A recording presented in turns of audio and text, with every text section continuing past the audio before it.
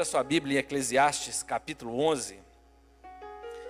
Eu queria compartilhar 3 versículos aqui e que a gente pudesse meditar um pouco neles. A palavra de Deus, ela é sempre comparada com uma semente que é lançada, né? E esse texto, falando aqui acerca de um semeador e da semente, nós vamos ter o privilégio de compartilhar um pouco aqui. Eclesiastes capítulo 11, do versículo 4 ao 6, diz assim: quem somente observa o vento, nunca semeará, e o que olha para as nuvens, nunca cegará. Assim como tu não sabes qual é o caminho do vento, nem como se formam os ossos no ventre da mulher grávida, assim também são as obras de Deus, que faz todas as coisas. Semeie pela manhã a tua semente, e à tarde não repouses a tua mão, porque não sabe qual prosperará, se esta, se aquela, ou se ambas igualmente serão boas. Vou repetir o versículo 5. Assim como tu não sabes qual o caminho do vento, nem como se formam os ossos no ventre da mulher grávida, assim também não sabes as obras de Deus, que faz todas as coisas. Feche seus olhos e vamos orar. Senhor nosso Deus e Pai, em nome de Jesus, nós estamos aqui mais uma vez nessa noite, ó Deus, para te agradecer, te bendizer e te louvar, ó Deus, pela oportunidade que tem nos dado de estarmos, ó Deus, no melhor lugar que poderíamos estar nessa noite, que é na tua presença, junto aos irmãos, junto à tua igreja preciosa, Pai querido, oferecendo louvores ao Senhor, ó Pai querido. Essas danças aqui, ó Pai querido, em nome de Jesus, que também possam ter agradado ao Senhor, ó Deus. E agora, Pai querido, fale conosco através da tua palavra, que é viva, eficaz, é poderosa, Senhor. Traga mesmo entendimento, ó Deus amado, em nome de Jesus, que tudo aquilo que o Senhor, ó Deus amado, trouxer ao nosso coração, que seja mesmo, ó Deus amado, para que o teu nome seja glorificado. Nós oramos em nome de Jesus. Amém. Esse texto de Eclesiastes, alguns acreditam, escrito aqui por Salomão, Eclesiastes trabalha muito essa questão da natureza transitória da vida. Tem dias que nós estamos bem, tem dias que nem tanto. É assim ou não é? Tem dia que a gente está feliz, tem dia que a gente está triste. O ser humano tem dia que ele acorda animadão, tem dia que ele acorda bem desanimado, para baixo. Tem dia que acorda sem dor, tem dia que acorda com dor, né? E a ideia de Eclesiastes é trazer uma reflexão de como viver de maneira sábia num mundo em que as únicas certezas que nós temos é que a cada dia nós vamos caminhando para o último dia da nossa estadia aqui nessa terra. Então, cada dia que nós avançamos, nós caminhamos, né, para a morte, o que eu costumo dizer, para a partida, né? Então, essa é uma certeza que todos nós temos. E a gente olha para a Escritura Sagrada, para a história, nós vamos ver que em todas essas épocas, a gente tem orado esses dias no monte aí, subido lá, a gente chega lá em cima e fica debaixo de uma árvore orando, olhando as estrelas, a lua, o céu assim, aquela coisa mais extraordinária. A gente percebe que todos esses povos viram o dia, viram a noite, né, viram o sol, viram a lua, e a terra continua, né? O sol nasce e se põe todos os dias, as águas continuam correndo para o mar. Engraçado que o mar não enche, e as águas continuam correndo para lá, e ele não enche, e assim vai por todos os tempos. O vento continua fazendo os seus círculos. Tudo isso nós encontramos em Eclesiastes. Mas aqui, né, o escritor, ele finaliza dizendo sobre a futilidade dos projetos humanos, quando nós não levamos em conta o temor do Senhor. Ele começa a trabalhar a futilidade de nós buscarmos tantas coisas, tantas ocupações, e esquecemos daquilo que é principal. Por isso em Eclesiastes 12, de 13 a 14, ele diz assim: de tudo que se ouviu, a conclusão é esta: tema a Deus e guarde os seus mandamentos, porque isso é dever de cada pessoa. Ele diz assim: tema a Deus, guarde os seus mandamentos, porque isso é dever de cada pessoa. E nesse texto que nós lemos, né, agora há pouco, e pegando um pouco dele emprestado, né, e trazendo para a nossa realidade de semear a palavra de Deus, o autor ali, ele compara a vida daquele que segue a Deus com um semeador. Nós que seguimos ao Senhor, eu queria que nessa noite você se colocasse como um semeador, aquele que lança sementes.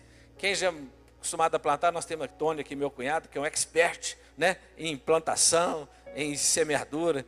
entende tudo, né? Tem um grande entendimento, né? do tempo certo de plantar, como preparar o solo, que tipo de semente, né? Então, assim, você se imagine como um semeador. Nós sabemos que o semeador, principalmente no tempo que esse livro foi escrito, né, que essas informações foram passadas para o povo daquela época, eles tinham muita clareza, porque eles viviam praticamente da agricultura. Falar em semear com eles era muito claro, muito simples de entendimento. Então o semeador ele precisa de confiar em Deus.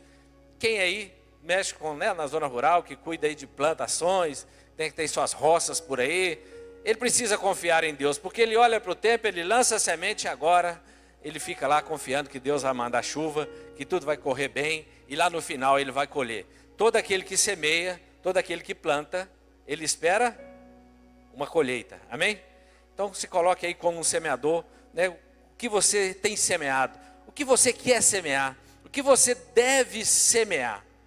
Além da palavra de Deus, nós sabemos semear o evangelho de Deus, na verdade é semear a nossa vida, as nossas ações, além, né, da própria palavra de Deus. Eu fico pensando aqui, e né, um tempo que a gente plantou lá na roça, né, viu lá, a gente plantou lá um capim lá, e o pessoal está assim, mas não é época boa, deixa para o ano que vem. E se a gente fica pensando demais, não plantava. Acabou que nós plantamos, a chuva veio, correu tudo bem, e o negócio nasceu e deu certo.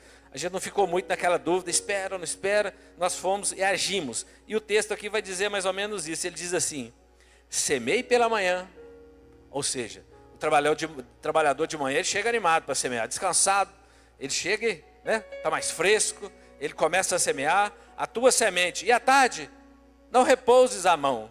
Ele está falando à tarde, quando você já estiver mais cansado, quando o sol já apertou um pouco, não repouses a mão. Ele está te dizendo, continue semeando. Continue firme lá, plantando. Isso é um ensinamento muito grande para nós, queridos, porque a nossa vida, ela não é uma vida flat, né? Nós não temos só dias bons, nós temos dias difíceis também. Vamos pensar, você tem família, você só vai cuidar da sua família então nos dias bons. Nos dias difíceis, você não tem família. Não é assim que funciona. Nós sabemos que nós vamos trabalhar só nos dias que nós estamos bem ou nós vamos trabalhar todo dia?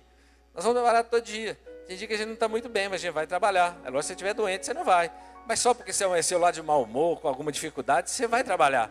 Você vai semear naquele dia que lá no final do mês, quando virar o mês, a colheita chega. Aí você fica feliz, você fica assim, que benção. Valeu a pena trabalhar esse mês inteiro e agora, né, chegou o pagamento. É bom quando a gente vê o contra-cheque, olha lá e fala, ô glória, caiu o pagamento. Aí começa a preocupação, né? Agora você vai semear, né, na vida das pessoas, né, que você ali precisa de acertar. A figura então aqui é de um homem com uma missão, ou seja, semear. E parece que é um semeador incansável, porque ele trabalha pela manhã e pela noite. Ele crê que Deus fará germinar, ele confia naquela colheita que virá, muito cansado, mas porém esperançoso. O cristão é assim, querido. Jesus falou que no mundo nós teremos tribulações, mas nós devemos ter bom ânimo. A esperança, ela nunca pode se afastar do nosso coração. Nós precisamos ter convicção, nós precisamos ter muita esperança naquilo que Deus tem colocado em nossas mãos. Vocês aí que têm filhos, continue aí, semeando na vida deles. Você que é casado, marido aí, Arlindo, continua semeando na vida da Karina, Karina na vida do Arlindo, 12 anos, né, Arlindo? 12 anos de caminhada juntos, né? Continue um semeando na vida do outro. É interessante que a palavra, né, aqui para que nós estamos trabalhando é a ideia de lançar a semente. E só é possível, eu estava pensando, nós semearmos a boa semente, agora falando do evangelho. Só é possível ser um discípulo de Jesus e em nome de Jesus, quando nós realmente nos podemos viver com o Senhor o primeiro amor. Como vivemos no primeiro amor? Esses dias nós fizemos 40 dias de jejum, 40 dias de oração, né, 40 dias de palavra. A igreja toda se envolveu num propósito. A ideia é fazer, né, fazer um giro de 180 graus, ou seja, de nós pegarmos novamente, né, o caminho certo, firmes com o Senhor. A ideia é voltar ao primeiro amor. O texto vai dizer em Apocalipse 2, capítulo 4, na parte B, do versículo 5. Quando o Senhor ali, diante da igreja de Éfeso, ele fala: vocês têm feito muitas coisas boas, mas vocês abandonaram o primeiro amor. E ele vai dizer: lembre-se, pois, de onde você caiu. Ele diz que abandonaram o primeiro amor, Arlindo, da ideia que nós caímos. E ele vai dizer assim: arrepende-te e volte à prática das primeiras obras. Ele está dizendo assim, porque nós não estamos vivendo mais o primeiro amor com Ele e com os nossos irmãos, ou nós não estamos demonstrando mais esse primeiro amor, nós não estamos desfrutando desse amor que o Filho desfruta do Pai. Ele está dizendo que nós caímos. É como se ele estivesse dizendo que nós estamos pecando por isso. Portanto, ele diz assim: arrepende-te e volte à prática das primeiras obras. Primeiras obras aqui, querido, é fazermos tudo aquilo que agrada ao Senhor, tudo aquilo que Deus tem para nós, porque tudo aquilo que nós fazemos que agrada ao Senhor é benéfico para nós. Muitas vezes a gente fala assim: mas tudo é agradar a Deus. É porque tudo que nós fazemos que agrada a Deus, inevitavelmente reflete em bênção na nossa vida, da nossa família, né, da nossa comunidade. Mateus 12, 28, 31, um dia os escribas ali começam a confrontar Jesus, que eles veem Jesus falando sobre a ressurreição, e eles vão perguntar: qual o principal dos mandamentos? Esqueci de falar também, o Luiz hoje está com a gente aqui, né, Luiz? Muito bom ter você conosco aqui. Muitos dias que o Luiz não estava vindo aqui, para nós é um privilégio ter você conosco. E Jesus respondeu assim: ame o Senhor, seu Deus, de todo o teu coração, de toda a tua alma, de todo o teu entendimento e com toda a sua força. Ele vai dizer assim, e o segundo é: ame ao seu próximo como você ama a si mesmo. Não há outro mandamento maior do que estes. Ele pega os dois como se estivesse fundindo os dois assim. Ele está dizendo assim: ame a Deus, Jesus falou, de todo o teu coração, de toda a tua alma, de todo o teu entendimento, de toda a sua força. E ao próximo como você ama a si mesmo. Ele está falando, isso é o maior mandamento. Eu fiquei pensando, querido, quando nós fazemos isso, nós desfrutamos tanto de Deus. Eu lembro do início da minha conversão, né? E a gente continua experimentando, mas quando o Senhor nos convida a voltar ao primeiro amor, é que Ele quer despertar em nós aquela simplicidade do primeiro amor, onde você vê a presença dEle em todo e qualquer situação, em todo lugar e qualquer situação. Tinha dia que eu estava sentado aqui, hoje de manhã eu falei, aqui tinha um buraco, não sei se os irmãos lembram, a gente via o céu lá embaixo assim, passava uma nuvem lá e eu ficava, meu Deus, que coisa mais linda, as nuvens passando ali, é Deus, né, fazendo que venha chuva para nós.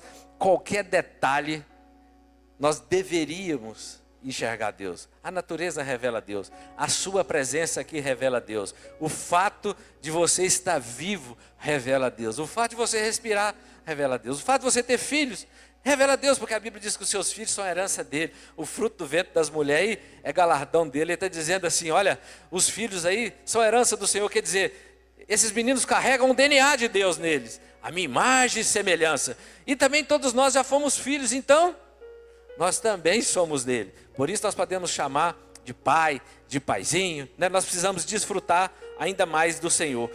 Eu fiquei pensando, né, se todos nós tivéssemos esse entendimento desde sempre, né? Amar a Deus com tudo que temos, com toda a nossa força, com tudo que temos, querido, seu conhecimento, sua energia, sua família, sua casa, seus bens. Eu fico maravilhado de ouvir Jesus, o quanto Jesus veio demonstrar aqui, que tipo de comportamento Ele espera que nós tenhamos. E Ele, com suas ações, Ele sempre socorreu os necessitados, Ele estava sempre buscando aqueles que estavam em plena dificuldade. Eu fiquei pensando, o que Ele espera de nós? Nós temos o projeto Movimento ao Amor, estaremos retornando, né, a agir mais intensamente. Estamos marcando uma reunião, talvez essa semana, e gostaria muito da participação de todos. Surgiu em nosso coração, desde que uma estudante se suicidou aqui em Viçosa, e Deus colocou em nosso coração que nós precisamos agir. Nós somos uma igreja tão grande. Já pensou se cada um aqui adotasse um estudante? Já pensou? Eu sei que tem muita gente aqui que já adotou um monte de estudante aí. O Márcio é um grande exemplo aqui, quando veio para cá, as irmãs aqui da igreja praticamente adotou ele, todos os meninos que vieram naquela geração, e hoje ele está aí, né? Ele e a Nayara com seus filhos. Já pensou? Não estou falando que você tem que só levar para sua casa todo dia, não. Mas cuidar deles, estar perto deles, nós causaríamos um grande impacto nessa juventude. É muito fácil a gente falar assim, os meninos vêm para cá, desvia todo mundo, eles vêm para cá, a sedução do mundo é muito grande, e é mesmo. Jesus diz assim com os discípulos, ide por todo mundo, pregar o evangelho a toda criatura. Ele diz assim, vão, preguem o evangelho. Ele vai dizer, sejam minhas testemunhas. Já pensou? Eu fiquei pensando nisso, e essa semana nós vamos fazer essa reunião. A ideia é que toda a igreja se envolva, né? Nós temos muitas ideias interessantes para que possamos mesmo cuidar bem daqueles que Deus tem nos enviado. Porque sempre que Jesus convocou os seus discípulos, tudo que Jesus queria é que aqueles discípulos entendessem o grande amor de Deus. E nós sabemos que eles entenderam. Que depois de Pentecostes, os discípulos de Jesus nunca mais tiveram medo da morte. Portanto, só João morreu de morte natural. Todos os outros foram martirizados. Mas eles nunca se preocuparam com isso, porque eles queriam que o máximo de pessoas possíveis pudessem experimentar do amor de Deus, e além, é lógico, da salvação eterna. Como nós podemos então semear? Que tipo de semente tem aí no seu embornal? Porque lá na roça nós falamos embornal. Na sua bolsa, aí na sua pastinha, né, Tony? Lá na roça é embornal. Você pega uma calça dessa aqui, você faz 2 embornal, um para cá, outro para cá, né? Aí você faz 2 sacolas. É assim que faz lá na roça. E é rapidinho, né, Conceição? Aí você faz uma alça, agora você enfia a mão e vai semeando. Que tipo de semente nós devemos semear? Se nós semeamos o evangelho, presta atenção, as mãos podem ser diferentes, mas a semente é a mesma. É isso que Deus espera. Deus espera que todo semeador semeie a mesma semente. Por isso ele diz assim, vocês caíram do primeiro amor, volte ao primeiro amor. Continue semeando. Já pensou? Todos nós lançando a mesma semente? Hoje é muito fácil de entender. Hoje que nós vamos comprar semente, as sementes são todas clonadas. Você semeia, nasce tudo igual. Se você preparou bem o solo, o engenheiro agrônomo olhou para mim assim, não é bem assim não, não sei, né? Mas a semente são todas clonadas. Então você planta e elas nascem mesmo. E ficam plantas fortes quando o tempo coopera. Eu fiquei pensando, olha que multidão nós temos aqui. A igreja de manhã também estava cheia. Nós fazemos 2 cultos iguais aqui, porque nós não conseguimos botar todo mundo aqui dentro ao mesmo tempo. Imagina o impacto que nós já causamos nessa cidade. Nós já temos causado um grande impacto. Mas imagina o quão grande impacto nós podemos ainda causar nesta cidade. Todos nós. As mãos são diferentes, mas a semente é a mesma. E o poder de germinar está na semente. Basta lançar. O poder de germinar está na semente, né? Não está na mão que semeia. Não está no semeador. Está na semente. E à medida que você semeia, ela vai germinar. E assim nós devemos fazer, discipulando, né? Cuidando bem daqueles que Deus tem confiado a nós, evangelizando, saindo em missões. Nem todo mundo aqui vai sair em missão para outro país, vai? Nem todo mundo. Mas é interessante que aqui no meio nós já temos missionários. Nós falávamos isso aqui há algum tempo e não tínhamos nem ideia. Agora o Espírito Santo despertou no coração da Sara. Ela já fez uma viagem e está se preparando agora para uma viagem bem longa. Talvez no Paquistão. Ela vai para lá. Vai ficar lá um período. Ela está se preparando. Foi para São Paulo agora, né? Se preparando. E em breve, em nome de Jesus, é para lá que o Senhor vai enviar, para que aquele povo saiba. Aquele país persegue cristãos, então eles continuam chegando. Eles continuam chegando e lançando a semente. Por quê? Porque Deus ama aquele povo, querido. Deus ama, Jesus morreu por todos eles. Lançamos a semente também, dando um bom testemunho, sendo um bom pai, sendo uma boa mãe, sendo um bom filho. Você semeia dentro de casa. Se nós não conseguimos semear dentro de casa, é difícil semear lá fora. Senão fica meio hipocrisia, né? Nós semeamos lá para o vizinho, mas para nós mesmos não tem semente nenhuma. Então nós precisamos, maridos, amar suas esposas. A Bíblia diz que tem que amar as esposas como Cristo amou a igreja. Já viu o padrão que Jesus quer? Ele está assim, volte ao primeiro amor. Agora que você vai experimentar do primeiro amor, agora ame aí a sua esposa, como eu amo a igreja. E a esposa amar o seu marido como se ele fosse o próprio Cristo. Os filhos, honrar os pais não provocar ira aos filhos, não fazer os filhos ficar irados, fazendo os filhos ficar com raiva, né? Os pais precisam de ter o cuidado, cuidar bem dos seus filhos. A Bíblia diz que o pai que retém a vara, ele não gosta dos seus filhos. Não é o pai que espanca menino, não.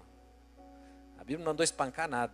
O pai que trata, que corrige os filhos com amor, né? Curando enfermos, dando um bom testemunho, pastoreando, trabalhos sociais. Aqui nós fazemos alguns, né? Podemos fazer ainda muito mais. Eu fiquei pensando, sabe por que muitos ainda não estão cumprindo a grande comissão que Jesus deu aos discípulos? O ID. Eu vou ler o texto para você vai entender por quê. Jesus, em seu último momento ali com os discípulos, ali no monte, na Galileia, ele havia dito para as mulheres que haviam o visto já ressuscitado, ele disse que os discípulos deviam ir até o monte da Galileia para encontrar com ele. E ele vai dizer, né, o texto vai dizer, Mateus 28, 16 e 20. Os 11 discípulos partiram para a Galileia, para o monte que Jesus lhe havia designado. Quando viram Jesus, o adoraram, mas alguns duvidaram. Alguns daqueles discípulos que caminharam com Jesus, foram lá encontrar com ele, e viram ele ressuscitado. Se você perguntasse para qualquer um deles, Jesus morreu? Morreu. Todos eles viram Jesus morto. Jesus pregado na cruz. Todos eles viram Jesus desfalecido. E agora eles veem Jesus ressurreto. Alguns duvidaram, querido. Duvida não, Jesus ressuscitou por minha causa e por sua causa, amém? Ele não só morreu, mas ele ressuscitou. Ele ressuscitou. Ele ressuscitou para que nós tivéssemos essa viva esperança.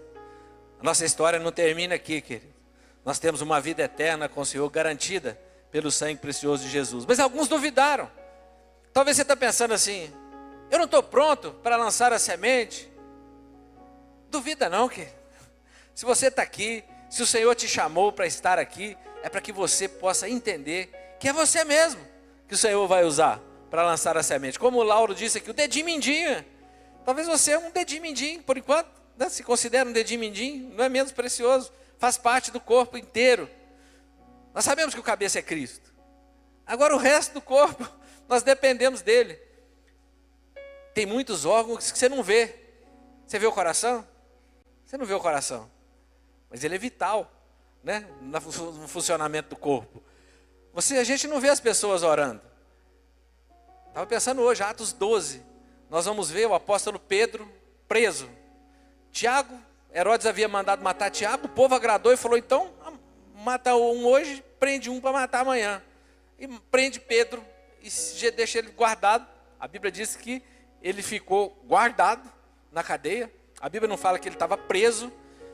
Lucas, quando escreve Atos aos Apóstolos, ele faz questão de dizer que Pedro estava guardado, que ele não estava preso. Aos olhos de Lucas, depois que ele fica sabendo da história, ele percebe que Pedro não estava preso. Ele estava guardado, porque se ele estivesse na rua, o povo matava ele.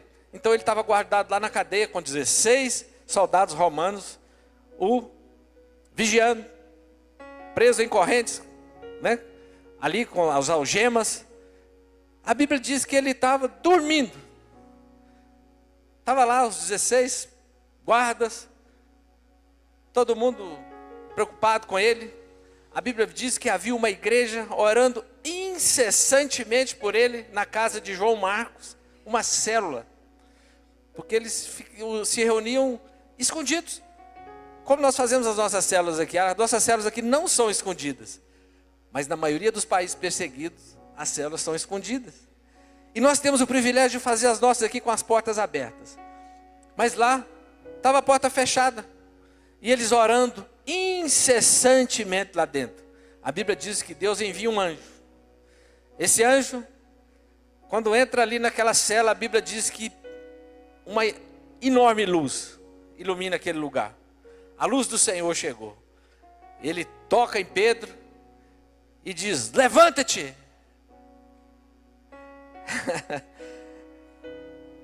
Ele podia muito bem fazer Pedro sumir dali e aparecer na rua. Ele diz assim, levanta-te. haja, meu filho, levanta-te. E a Bíblia diz que provavelmente ele se levanta, as cadeias, as correntes caem. É interessante, querido. Nós temos tantos medos de fazer tantas coisas para o Senhor, com o Senhor. Mas quando nós nos dispomos a fazer, querido, começa a cair essas algemas. Isso começa a ficar para trás. E é interessante que o anjo vai dizer para ele assim: olha, calça as sandálias e coloca aí a sua capa. Falou com ele: se prepare para sair. E diz assim para ele: segue-me.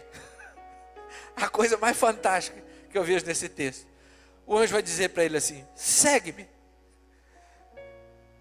Passar diante do soldado romano, querido, era... A Bíblia diz, Arlindo, você está achando que você conhece muito de portão eletrônico? A Bíblia diz que as portas da cadeia, os portões da cadeia abriram automaticamente, Arlindo. Isso já existia há muitos anos, né? Essa tecnologia que você está se gabando aí desses portões eletrônicos, isso desde aquela época já existia. E ali Pedro saiu. E o primeiro lugar que ele foi, querido, para onde? Para a igreja que orava incessantemente. E ele vai para lá, ele bate na porta, eles abrem. Fica até com dúvida se era ele mesmo e tal. E ele entra e vai dizer: olha, não faz muito barulho não, mas sou eu mesmo e tal. E nós sabemos que ali ele ainda teve um grande ministério ainda pela frente. Que toda vez que nós nos levantamos e nos dispomos, é interessantíssimo. Eu, quando da minha conversão, a maior dificuldade que eu tinha era pegar no microfone. Ainda não aprendi a falar nele, mas hoje eu já pego no microfone. Era a minha maior dificuldade, tendo trabalhado em produção audiovisual a vida toda. Mas sempre que alguém pedia que eu falasse alguma coisa no microfone, eu fazia assim, para testar. Fala aí para testar, para ver se... Não saía, não tinha jeito. Se eu pegasse, não saía, minha voz não saía. Bloqueio total. E logo depois da minha conversão, aqui na igreja, um dia o pastor Marcos me diz assim: eu acho que você vai pregar no encontro. Aí eu fiquei pensando: mas no encontro tem microfone, né? Mas como assim eu vou pregar no encontro? Ele falou: não, eu queria muito que você desse uma palavra no encontro com Deus.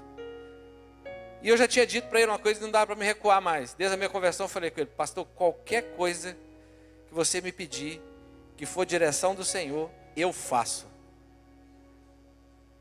Aí ele pediu.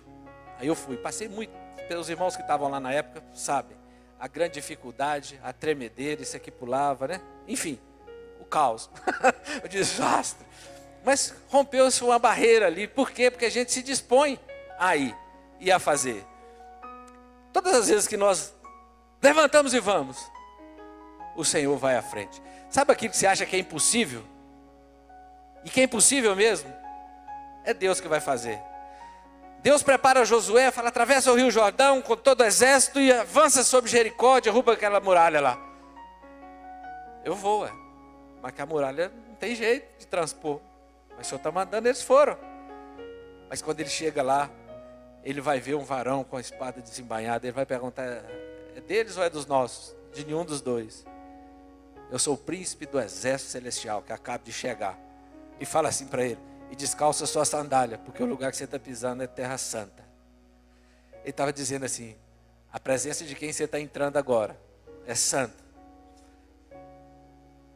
Era o costume de quem chegasse diante de um rei, precisava tirar suas sandálias para poder entrar lá. Assim, querido, é a mesma coisa hoje. Quando nós vamos semear a palavra aqui, a palavra é dele, amém?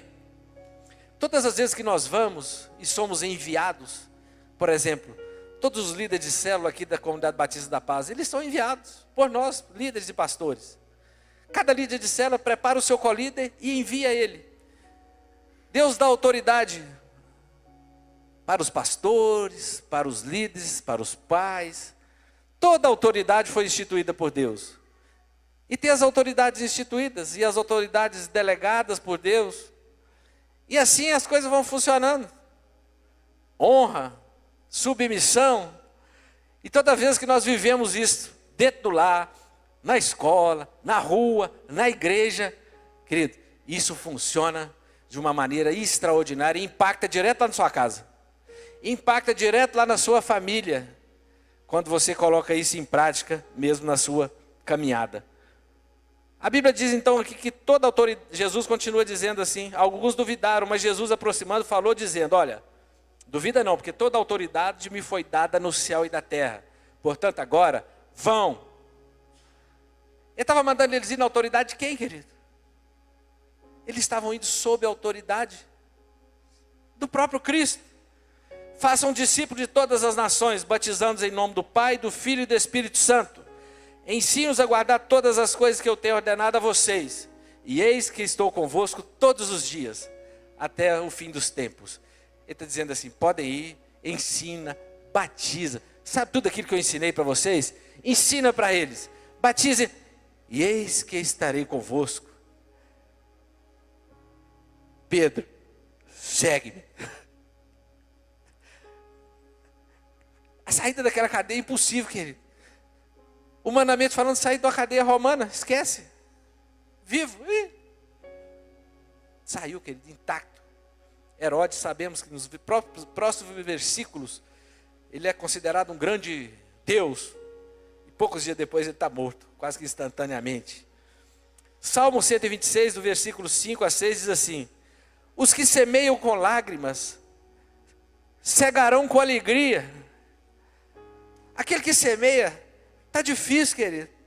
Sabe, você está cuidando lá, está difícil cuidar lá da sua família, sustentar, né, a casa, você está trabalhando duro. E ainda assim você tem seus compromissos na igreja. Eu acho que você pode abrir mão de muita coisa, querido, mas tem certos compromissos na igreja que nós não podemos abrir mão. Pode abrir mão. Nós não temos que fazer tudo na igreja, não. Nós sempre falamos, não deixa a igreja roubar o lugar de pai dos seus filhos, não. Mas os pais precisam ter tempo para a família, mas as coisas da igreja precisam, porque nós semeamos com muita dificuldade e nós colhemos com alegria. Estou vendo aqui, né? O Reinaldinho está ali, meu filho, Mariana, Bia está por aí, Bia está lá em cima, né? Meus 3 meninos estão aqui hoje. Eu me lembro que eu sempre filmei formatura por aí, desde novo. Eu sempre trabalhei com audiovisual, filmando formaturas. O que nós mais fazíamos era filmar formaturas. E eu tinha uma vontade danada de formar. Tentei vestibular 3 vezes, não passei. Aí os meninos começaram a nascer um atrás do outro, foi ficando difícil, né? Conciliar estudo e trabalho. Mas me lembro que o dia que eu vi o Reinaldinho formando, foi o primeiro que formou lá em casa, foi uma sensação minha da Ada assim, extraordinária. Eu fiquei pensando, meu Deus, eu não formei, mas meu filho está formando. Que bênção. Daí a pouco a Mariana formou, daí a pouco a Bia formou, se casaram. E quantas vezes eu subi no monte aqui orar por eles? Senhor, me dê força para trabalhar, né? Tem muitas viagens para fazer, muita conta para pagar. Os meninos dão muita despesa. Queridos, os anos foram passando, aí estão aí, ó. E eu vou te dizer uma coisa, desde a minha conversão, eu nunca deixei de participar de nenhum ensino aqui na igreja. Karina é prova disso aí. O lugar que eu sempre mais gostei de estar é aqui. E até hoje é estar aqui. Eu sempre gostei muito de futebol. Ah, mas esse lugar aqui é muito melhor do que o futebol. A Bíblia diz que os que semeiam com lágrimas cegarão com alegria. Aquele que leva a preciosa semente, andando e chorando, voltará sem dúvida com alegria, trazendo consigo os seus feixes, a sua colheita. Aquele que vai com a preciosa semente, querido, semeando, andando, chorando. Tem uma promessa que ele diz assim, você vai voltar com sua colheita. Semeie, querido, semeie na sua família. E aqui ele diz, semeie dia e noite, porque você não sabe qual semente vai prosperar, se esta, aquela, ou se ambas serão boas. Por isso ele está falando assim, não pare de semear, porque você não sabe qual vai ser boa, ou se todas elas. Nós sabemos que nós lançamos a semente. A Bíblia tem a parábola do semeador, você conhece. Existem solos diferentes. Agora, falando diretamente da palavra de Deus. Nós vamos pregar para muitas pessoas, nós vamos falar de Jesus para muita gente, mas vai ser como o solo à beira do caminho, duro. O diabo vai vir e vai arrebatar aquela semente. É culpa sua? Não é, querido. Semeie de manhã, de noite. O terreno é pedregoso, a semente não cria raiz. O outro solo é cheio de espinhos ali, e arbustos. A Bíblia diz que as pessoas ficam muito preocupadas com as fascinações desse mundo, pelas riquezas. Ela até gosta quando se prega para ela, mas ela fica tão preocupada com os prazeres desse mundo que ela precisa de conquistar. E ela investe tanto nisso, que aí ela deixa em segundo lugar, em segundo plano. Isso pode acontecer conosco? Pode. Nós precisamos tomar muito cuidado. Mas a Bíblia diz que o solo fértil, onde essa semente cai, que o solo é fértil, aí ele vai germinar a 100 por 1, a 60 por 1. Na pior das hipóteses, a 30 por 1. Já pensou o que é isso? Você bota 1 e recebe 30 de volta. Ou seja, quando você abençoa alguém, aquela bênção que você falou hoje da oferta, e é isso mesmo. Quando você semeia aqui no Gasofilaço, quando nós mandamos a oferta para esses meninos nesses países que a gente tem acompanhado, para o pastor Fernando, você viu quantos meninos tinha lá, né? Aquilo é a última igreja que ele acaba de implantar lá no Peru. Você viu quantos meninos tinha lá, Laura? Cada centavo que você bota aqui, meu filho. Aqueles meninos estão sendo abençoados lá. Não é hoje não, querido. Por isso que eu falo, a missão é de Deus. Ela passa por nós. Nós temos tido o privilégio de fazer parte do projeto dele, ainda aqui nessa terra, em nossa época. O projeto é dele, a missão é dele. A missão não é minha, nós fazemos parte da missão de Deus. Qual que é? Cuidar bem da nossa família, cuidar bem, né, dos nossos irmãos, amar a Deus, amar o nosso próximo, ter empatia. Eu creio em nome de Jesus, que todos nós, né, cada um cuidando, né, de uma pessoa, né, nos dispondo a cuidar de um.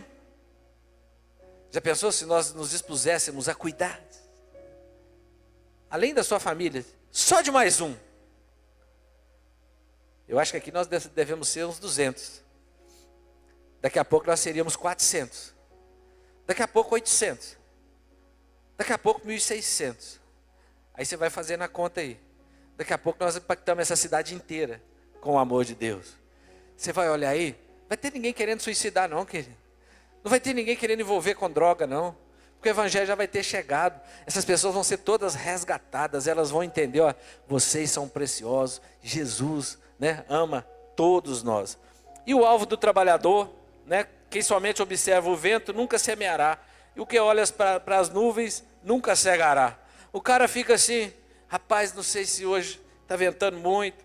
E se a gente pegar o texto anterior no versículo 3, vai dizer de nuvens carregadas. E a pessoa fica preocupada, eu acho que não está na hora, eu espero chover, eu não espero, ou vai chover muito. Fica naquele dilema e não age. E a colheita é a mesma coisa, né? Essas nuvens, ele fica, né, em dúvida e nunca age. A crítica aqui é essa. E muitos, né, que já estão prontos para o trabalho e ainda assim não se dispuseram, né? Muitos já estão prontos para desfrutar isso lá na sua casa, mas ainda não se dispuseram a abrir o coração para o Senhor. Fica em casa pensando o pior. Não lançam a semente porque às vezes ficam, está tão confortável aqui em casa, né? Não vou sair hoje não. Não vou sair amanhã. Não vou sair depois da manhã. E eu costumo dizer que você só vai criar um hábito de ir para a célula. Você só vai criar um hábito de evangelizar depois que você fizer isso umas 30 vezes. Então as primeiras vezes você tem que esforçar mesmo. É igual quem vem de longe para estudar aqui. Nos primeiros dias fica doido para ir embora, né? Mariana, quando estudou fora, ela falou, nos primeiros dias lá em Belo Horizonte, minha vontade era vir embora. Mas depois, com o passar do tempo, vai acostumando, né? E vai ali se adaptando. Outros ficam olhando para o passado demais, né? Todo mundo vai olhar para mim, vai me julgar, então eu não posso. Enfim, outros ficam pensando assim, mas eu preciso de parar de beber primeiro, eu preciso de parar de fumar primeiro, para abrir meu coração para Jesus. Que bobagem é essa, querido? Você tem que abrir seu coração para Jesus. Na hora que você estiver fumando, se estiver bebendo, abra o coração para Ele. Deixa Ele trabalhar no seu coração. Daqui a pouco você não vai querer saber disso mais. Daqui a pouco você vai ver que se encher do Espírito Santo é muito melhor, muito mais prazeroso. A adrenalina é muito maior do que embriagar com vinho. Todos vão perceber isso, né? Todos vão aprender assim. E finalizando o versículo 5 diz assim: assim como tu não sabes o caminho do vento, nem como se formam os ossos no ventre da mulher grávida, assim também não sabe as obras de Deus, que faz todas as coisas. Então nós participamos de uma obra de Deus, mas nós não sabemos tudo aquilo que Ele vai fazer. Que bom que nós não sabemos até o final. E eu sei que Deus tem bênçãos aí para a sua casa, para a sua família. Deus quer curar, Deus quer trazer cura física, cura espiritual, né? Libertação aí nos lares. Praticamente finalizando, um grande exemplo do apóstolo Paulo, Saulo, um homem poliglota, né? Um homem que se dizia hebreu, quer dizer, da linhagem de Abraão, né? Ele era um judeu. Ele dizia que ele era fariseu, zeloso, e aqueles que zelavam, né, pela palavra de Deus ali, eles eram cuidadosos, né, tentando no cumprimento ali da lei, né, se diziam zelosos mesmo. Ele era cidadão romano, quer dizer, ele tinha mesmo uma credencial diante de Roma, falava vários idiomas, acredita-se, aramaico, hebraico, grego. Aquele homem era um grande conhecedor. Esse homem jamais se submeteria, como diz Lauro, a um dedinho mindinho no corpo de Cristo. Esse homem, pelo padrão que ele se enxergava no mundo, perseguia os cristãos, mandava prender, mandava matar, ele tinha autoridade. O dia que ele conhece Jesus, querido, a Bíblia diz que ele quedou-se, ele caiu, praticamente de cara no chão assim. E ele conhece a Jesus. E a Bíblia diz que Jesus vai chamar um homem chamado Ananias. Ananias. A Bíblia não fala muito sobre ele, mas eu tento imaginar esse homem como um homem muito simples. Um homem muito humilde, mas um homem cheio de Deus, que carregava, querido, a autoridade de Deus. A autoridade de Deus estava sobre ele, querido. Ele não tinha os diplomas de Paulo. Paulo foi criado aos pés do maior teólogo da época. É interessante que é a esse homem, depois da sua conversão, a primeira pessoa que Paulo se submete é Ananias. Agora aquele que era o grandão no mundo, ele chega diante de um homem de Deus agora. E ele agora, nesse homem, põe as mãos e ora sobre ele, ele é curado, ele é restaurado. Queridos, Deus pode te levar diante dos maiores doutores aqui dessa universidade, né? Não é porque você não tem os diplomas como eu não tenho, que nós não temos, né, a autoridade para chegar e profetizar na vida desses homens, para pregar na vida desses homens, que nós temos. Basta que o Senhor nos mande. E o ide de Jesus é imperativo, ele diz assim: ide pregar o evangelho. E nós sabemos que o apóstolo Paulo agora, depois da sua conversão, agora que ele entendeu essa questão de autoridade, agora que ele se submete, ele vai dizer assim: olha, tudo isso que eu tinha aí é como nada, é como um esterco diante do que eu vivo agora. E nós sabemos que ele foi muito perseguido.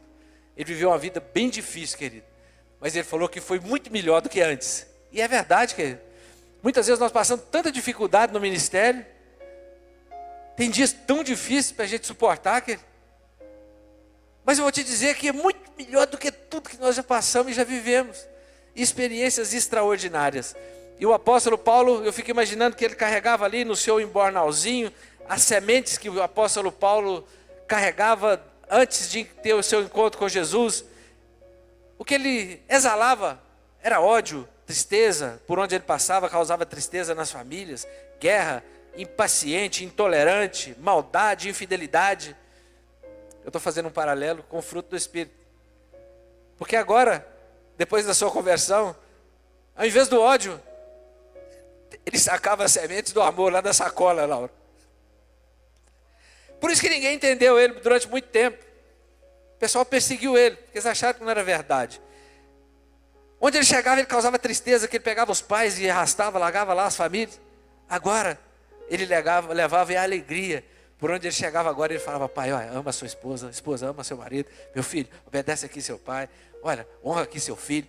Agora era diferente. Ele levava guerra, agora ele leva paz. Ele era impaciente, agora ele é longânimo. Ele era intolerante, agora ele é misericordioso. Exalava maldade. Saca da bolsa agora só bondade, querido. Ele está assim, eu dou um duro danado do trabalho, que eu não quero que a igreja me ajude não. Porque nós temos muita gente para abençoar. Eu vou trabalhar, eu vou juntar recursos para poder investir mais. Era infiel a Deus da forma que agia, apesar de achar que era fiel. E agora sim era fiel. Carregava ira. Agora, querido, ele sacava da bolsa só mansidão. E outra coisa, na minha opinião, ele era um grande destemperado. E agora ele tinha um domínio próprio. Que nós sabemos que ele sabia agora viver tanto na escassez como na bonança. Ou seja, qualquer ambiente que aquele homem estava agora, querido, ele sabia que o Senhor era com ele. Amém? Jesus disse, eu estarei convosco todos os dias. Está viajando lá para o Mato Grosso, na van. Está sozinho não, querido. Espírito Santo, Deus dá ordem aos seus. Lembra do anjo lá? Levanta, Pedro, dando livramentos. Um dia eu cheguei aqui na igreja para orar, para o encontro com Deus, vim de Belo Horizonte correndo, cheguei aqui. O irmão falou assim, Deus manda te dizer que te deu um livramento de morte na estrada hoje, tá? Só para você saber. E tinha dado mesmo, querido. Uma carreta passou assim, uma cegonheira. Eu não sei como é que ela não arrancou o teto do carro, que ela derrapou numa curva assim, a traseira dela atravessou a pista todinha, saiu de lado assim. Só foi a conta da gente passar mesmo assim. Eu achei que não tinha jeito de passar. Aí ele chegou aqui e falou, é Deus que segurou a carreta lá. Eu falei, glória. Né? E aqui eu estou até hoje. Isso já tem, eu estou falando aqui de 15, 20 anos atrás. O apóstolo Paulo então sempre diz que sofrer por amor ao Senhor é prazeroso. E há uma promessa, querido, em 2 Coríntios 9:10 diz assim, ora, aquele que dá semente ao que semeia e pão para alimento, também suprirá e aumentará a vossa sementeira e multiplicará os frutos da vossa justiça. Aquele que te dá sementes, para você semear, ele vai suprir também as nossas necessidades, aumentará a nossa sementeira, multiplicará os frutos da vossa justiça nas nossas vidas. Eu finalizo aqui com a história do Jim Elliot. Esse foi um missionário muito famoso, já falei dele aqui um tempo atrás, mas tem muita gente nova aqui, Ministério de Louvor, se já quiser ir vindo. Esse jovem missionário no Equador, em aldeias indígenas, ele foi trabalhar lá com os quechuas, e para trabalhar na tradução da Bíblia, para o idioma deles. Foi dos Estados Unidos, ainda bem jovem ele, né, e outros jovens, e também junto com as esposas, eles vão fazer esse trabalho ali naquela região, e começam mesmo a impactar aquela região com o Evangelho, traduzindo a Bíblia, e eles ficam sabendo de uma aldeia vizinha dos índios Aucas, ou o Aorani, né, uma aldeia. Já esses índios eram bem hostis, né, eles não gostavam de ter contato com ninguém, entre eles mesmos, né, era uma matança só. Nessa aldeia quase não tinha homens velhos, né, os mais fortes acabavam assassinando os mais velhos e ali tomando seus lugares. Era uma coisa terrível, demoníaca. E eles resolvem então levar o evangelho até lá, querido. Corajosos? Muito corajosos. Eles sobrevoam, eles têm um teco-teco, né? Eles tinham um teco-teco, sobrevoaram, acharam essa aldeia, viram ali alguns índios, desceram lá o avião numa praia daquela lá, fizeram alguns contatos ali com alguns deles assim, meio distantes, trocaram alguns presentes, voltaram e pensaram, vamos fazer agora um investimento maior lá. Aí eles foram agora para realmente evangelizar e poder ter um contato maior com eles. Só que quando eles chegam, eles são surpreendidos que aqueles índios já estavam esperando eles chegar e mataram todos eles.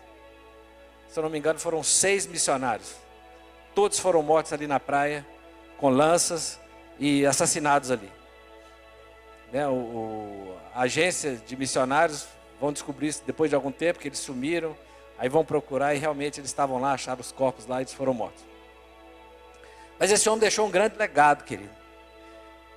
Primeiro ele havia deixado escrito algumas frases. Ele diz assim, falando para o Senhor, consuma minha vida, Senhor. Eu não quero uma vida longa, mas sim cheia de Ti, Senhor Jesus. Satura-me com o óleo do Espírito Santo. Ele deixou escrito assim: quando chegar a hora de morrer, certifique-se de que tudo que fiz. Ele diz assim: quando chegar a hora de morrer, certifique-se de tudo que você tem a fazer é morrer. Ele deixou assim escrito: quando você chegar a hora de morrer, certifique-se que só isso que resta para você agora é morrer. Que tudo aquilo que você podia fazer, você já fez. Ele diz assim: não busque uma vida longa, mas uma vida completa, como a sua, Senhor Jesus. Eu não busco uma vida longa, mas uma vida completa como a sua, Senhor Jesus. Esses foram relatos que ele deixou. Ele deixou uma carta para o pai dele. É lógico que não escreveu nesses dias, já tinha escrito. Ele falou assim: pai, não se preocupe comigo de ser um missionário, que todo pai fica preocupado, ainda mais numa região dessa. Ele vai dizer assim: olha, o Senhor preparou muito bem as flechas, e o Senhor acertou em cheio o alvo. Ele estava dizendo para os pais assim: não fiquem tristes, vocês prepararam muito bem as flechas. A Bíblia diz que os filhos são flechas na mão do guerreiro. Feliz aquele que tem cheia sua aljava, que na hora certa ele vai lançar essa flecha para acertar o alvo. Ele manda essa carta escrita para o pai dele, que o pai dele tinha que ficar em paz, que o pai dele havia acertado em cheio o alvo, que era eles, aquilo que eles faziam.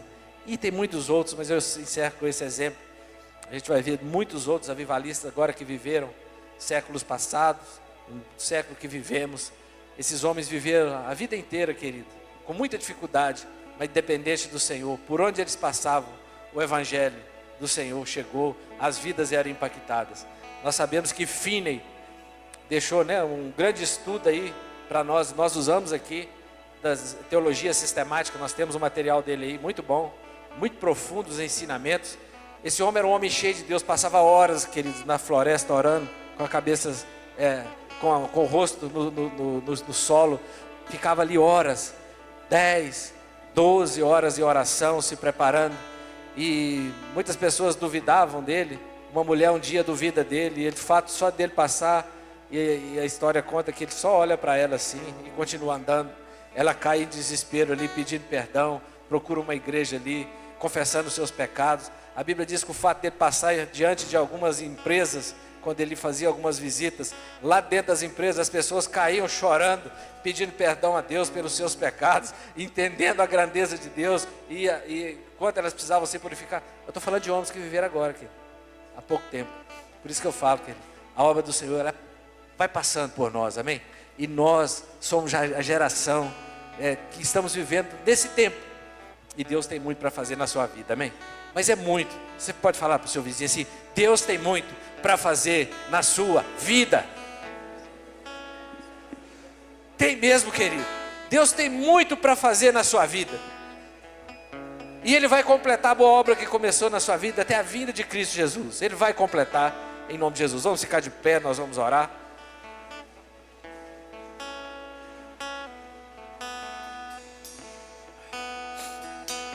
Nós vamos agradecer a Deus por mais esse dia.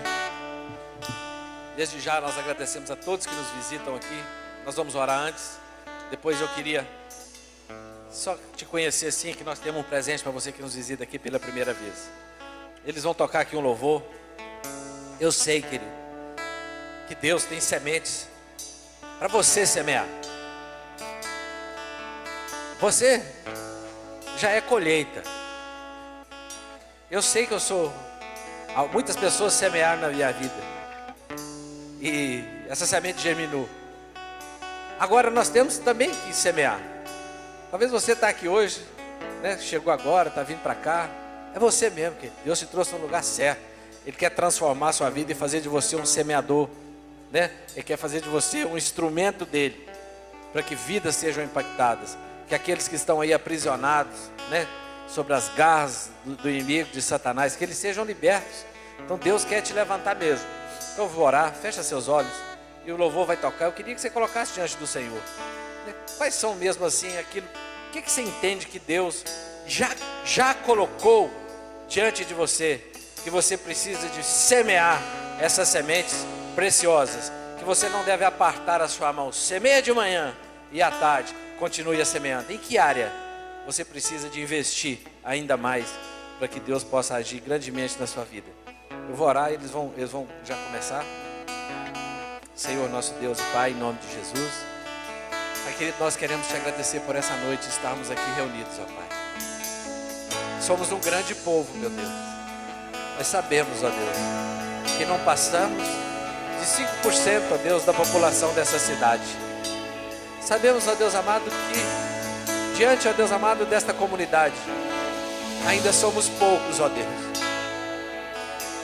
Mas nós temos aquilo que é mais precioso que o Senhor já nos confiou, ó Deus, que é a Tua palavra, que é o Espírito Santo do Senhor. Agora eu te peço, meu Pai, nos dê coragem, nos dê disposição, Senhor, nos dê um novo ânimo, meu Pai. Tira todo medo, Senhor, tira toda dúvida, meu Pai, tira toda distração, Senhor. Amplia a nossa visão como o Senhor fez com o apóstolo Paulo, ó Deus. Aquele homem, ó Deus, se preparou tanto, correu tanto, mas o que bastava a ele, ó Deus, era apenas ter um encontro com o Senhor. É apenas que as escamas caíssem dos seus olhos e ele pudesse ampliar a sua visão, ó Deus. Agora ele pôde ver os povos, ó Deus. Que todos os povos, ó Pai, línguas e nações dependiam das sementes, ó Deus, que o Senhor havia confiado a ele, meu Pai. Nós sabemos, ó Pai, que todos os povos, línguas e nações, ó Pai querido, que ainda não foram alcançadas, ó Deus, elas só serão alcançadas, ó Deus, quando ali chegarem os semeadores. Eu sei, ó Deus, que o Senhor é poderoso para levantar pessoas no mundo inteiro. O Espírito Santo do Senhor é aquele que pairava sobre a face do abismo, é aquele que tem todo o poder para agir nos corações humanos, ó Pai. Mas as Escrituras nos mostram, Pai, como os homens do Senhor viajaram durante épocas, ó Deus, séculos, ó Pai, milênios, ó Deus, carregando a Sua preciosa semente, ó Deus. E nós sabemos, ó Deus, que todos eles hoje, ó Deus amado, todos aqueles que andaram, que confiaram no Senhor, ó Pai, estão gozando de uma vida eterna com o Senhor, ó Deus. Estão desfrutando do maior galardão, ó Deus, que puderam receber, ó Deus, que está na Tua presença. Mas hoje somos nós que aqui estamos, ó Deus. Por isso, em nome de Jesus, nos dê a mesma disposição, a mesma confiança no Senhor que o Senhor deu a homens como Josué, Senhor, como Moisés, ó Pai, como Paulo, como Pedro, como Tiago, Senhor, passado ao fio da espada, como João Batista, Senhor. Pai querido, como Tim Eliote, como o pastor Fernando, Senhor, como o pastor Marcos, ó Pai querido, como o pastor Aldeir, ó Deus, Pai querido, como o pastor César. Nos dê, ó Deus amado, um coração parecido com os desses homens, ó Pai querido, ousados, corajosos, dispostos. Jesus a morte venceu, sobre a morte venceu.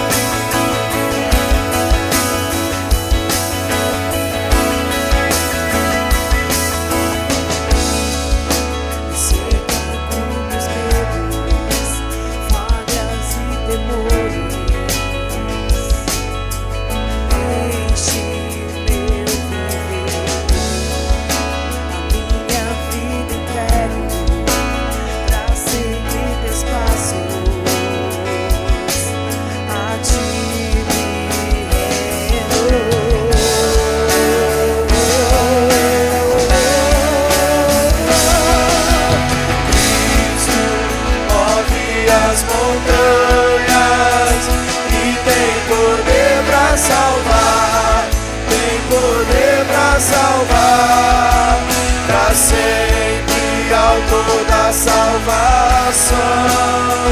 Jesus a morte venceu, sobre a morte venceu.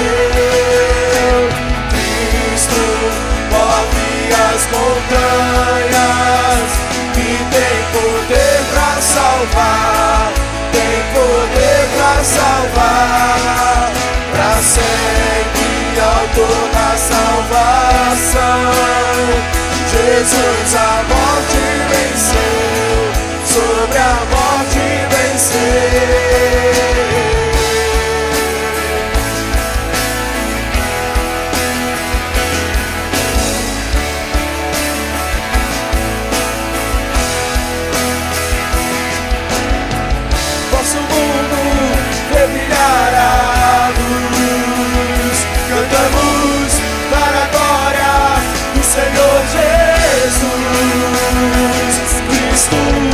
nosso mundo ver brilhar a luz.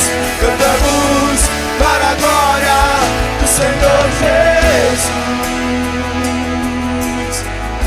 Cristo move as montanhas e tem poder para salvar, tem poder para salvar, para sempre autor da salvação. Jesus a morte venceu, sobre a morte venceu. Canta Cristo, Cristo move as montanhas e tem poder para salvar, tem poder para salvar, para sempre. Jesus a morte venceu, sobre a morte venceu.